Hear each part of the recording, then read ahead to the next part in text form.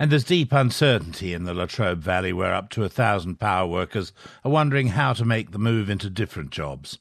Today, the Victorian government announced a $266 million package for workers, infrastructure and investment. As David Sparks reports, discussions have already begun on how those funds should be used. Hazelwood's French owner, NG, will be offering employees redundancy packages averaging around $300,000 each.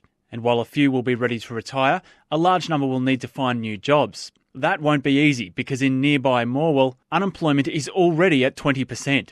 Brett Farmer has worked at Hazelwood for more than 20 years and he says the bad news still hasn't sunk in. Sort of feeling a little bit numb, sort of not really sure what I'm going to do. Even though I was expecting an action to happen, I knew there was something going to happen. I really expected it to go another way. I thought we'd have a closure over a lot longer time.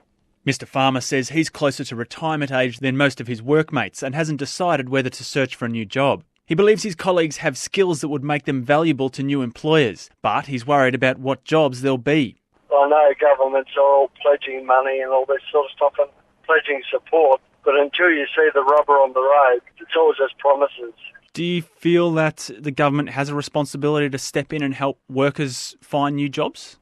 I don't know whether they have a responsibility, but a government's basic job is to produce an environment that would encourage employment, the more and more employment, encourage businesses to expand and want to employ people. With the closure now formally announced and scheduled for the end of March, the race is on to find new ways of creating jobs in a region already suffering from high unemployment. Mary Aldred from the business group Committee for Gippsland met with the Premier today to discuss how government spending should be used to soften the devastating blow.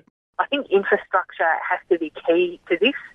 It's not going to fix all of our challenges, but it is going to play a major role in helping to address things like job opportunities and industry diversification. Hopefully we can get some of those workers deployed to the construction of those infrastructure projects in the short term, and then longer term, those infrastructure projects will help fast-track the development of industry diversification. I've mentioned agribusiness and manufacturing. There have been criticisms since yesterday's announcement that the government should have seen this closure coming and already had a strategy in place. Ms Aldred says she and other leaders have been engaged with both levels of government for 6 months, providing them with recommendations. But she acknowledges it was difficult to lay down concrete plans before the closure became official. Whatever moves the government makes now, she says the ramifications are huge. It is a significant challenge and we're only going to have one chance to get it right and we can't afford to get it wrong.